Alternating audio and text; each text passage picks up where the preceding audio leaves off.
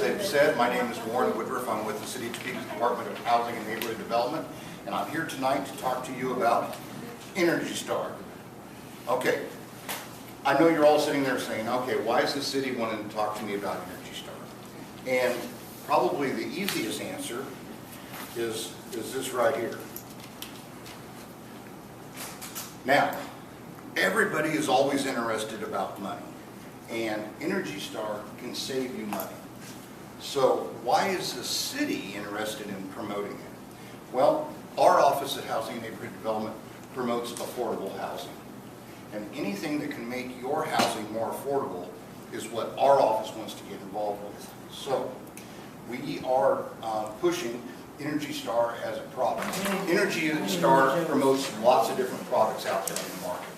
You've probably seen it on refrigerators and TV sets, but it's also involved with all sorts of elements in housing.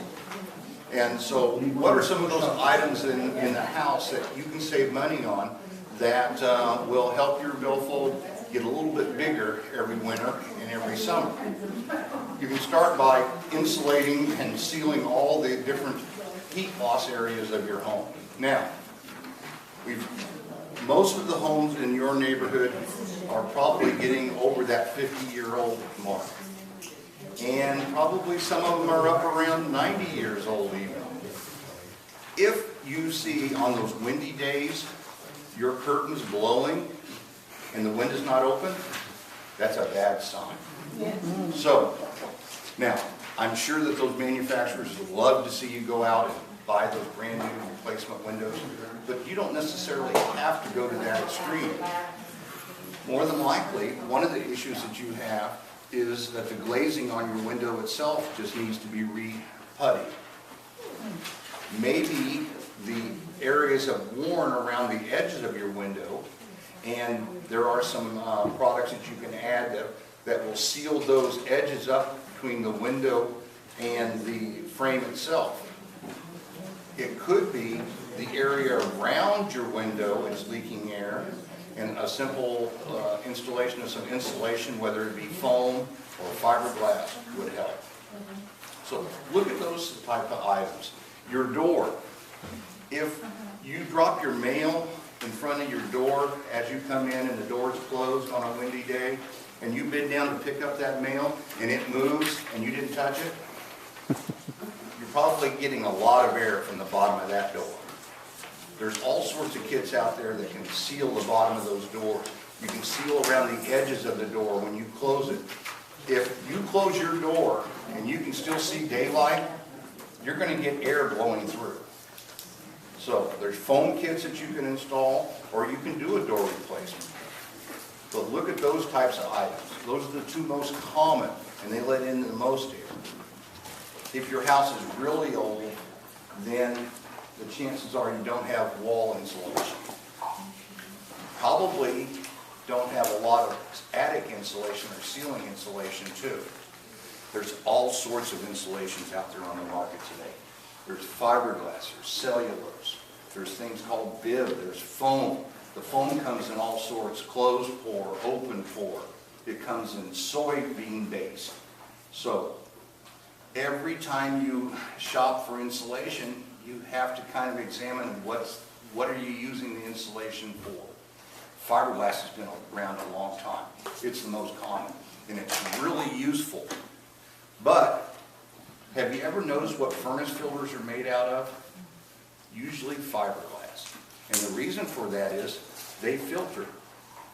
So when you install fiberglass in a wall, if that air can still penetrate from the outside to the inside, you're not really keeping that warmth inside your house. So you need some type of barrier there. And they make house seals that can act as a barrier. So that's one thing to consider. If you go to a cellulose based type of wall insulation, and you can do this to an existing home, they can drill holes into your house, pump insulation in and plug those holes. Or if you're going to have vinyl siding or another type of siding done, then you can still plug the holes and cover it up and nobody will ever know that you had insulation installed. But cellulose insulation takes generally ground up newspaper, so they're recycling a product. They treat it so it's no longer a fire hazard. It's oftentimes also impregnated with chemicals that keep the bugs from eating it. And it's a great insulator. It's recycled, and it's also a noise insulator. So now all those horns that you hear driving up and down the street, you won't hear them anymore. It's going to stop that noise. The next level of insulation is that foam insulation. Again, it's a great product. It's going to stop the air itself. You don't need to put any type of vapor barrier up or any other barrier. And oftentimes if you use a soybean base, it's also a green product to utilize. The disadvantage of foam insulation, unfortunately, is cost. It's the most expensive to put in. So when you're out there shopping, look at all the different variables. What are you going to use that insulation for? And then shop the best product you can buy with the money you have available. I would strongly suggest you start with your attic first, though. Heat wants to rise, and so if you can keep that heat in the house during the winter time, that's the place to start. We recommend R48, R50. That's what we're installing now in the homes that we rehab and we build new, and that's going to give you the most bang for your dollar. If you go much more than that and you start losing some of that bang, if you go less than that, you're really not getting the insulation up there that you need. Duct sealing. Now, I'm not talking about those quack ducts.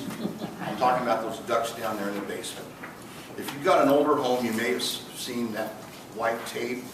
Hopefully you don't see it. That white tape is probably asbestos.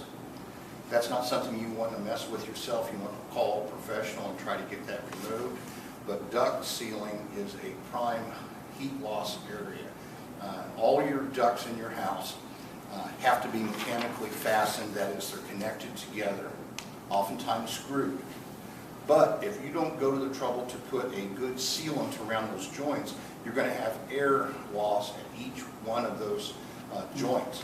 In the older homes where they used to run sections of pipe that may have only been 3 foot long, every 3 feet you're losing a significant amount of air. So I strongly suggest you take a look at your ducts, wrap them with foil tape. Everybody, you've heard of duct tape, the gray stuff. Now they make it blue, red, all sorts of colors. Guess what that's not made for? Ducts. It dries out, it cracks, and it no longer sticks to the ductwork, and you've got air loss. It's a universal tape. It's great for taping up boxes. Yeah. Super for tennis shoes. Yeah. But don't put it on your furnace ductwork. There is metal tape that's designed that stays on for years and years and years. There's mastic that you can put around your joints. We have one of our new contractors in the city of Topeka. What he does when he builds his new houses, he goes in and makes sure that he has all of his ducts sealed.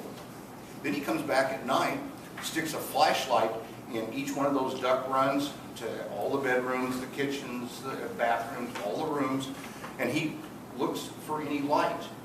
At nighttime, if he can see light coming out of his ductwork, he knows he has a leak somewhere.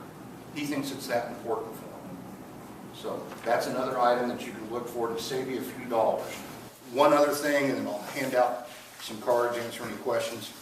I have this neat little tool here. Right now, since the temperature is kind of back up in the 50s, it's real hard to get much of a temperature difference. But this shoots temperature grades, and you can turn it on, and when you push a button here, it will give me a reading, and right now it says that that wall is 72.6 degrees. If this was an outside wall and it was wintertime, and I came over here and I pushed an interior wall and saw it was 72.6 degrees, and I clicked on the same button and I saw that it was 55 degrees beside the front door, we know we've got a huge difference in temperature. Something's causing that. No insulation, air leak around the door. You can do the same thing around the windows, in front of the door to see if you've got air coming in through the front of the door. This particular tool is yours for the borrowing. I'm going to give you one of my business cards pretty soon. If you would like to borrow it and check out your home, it'll work best when there's a large temperature difference for you to check. So if the outside temperature is down in the 30s or less, or if the outside temperature is up around 100 and your inside temperature is in the 72, then it would be a good time to check the different areas on your exterior of your home, maybe your light switch cover plates, to see if there's air leakage coming in through your outside wall light switches, or your power plug-ins, to see if there's no insulation around them. But if you'd like to borrow it, just give me a call and come down. We'll get you signed up to check it out. Great opportunity. If you want to buy one, they are available at all your local stores. They are not very expensive. Black & Decker Energy Series thermal leak detector.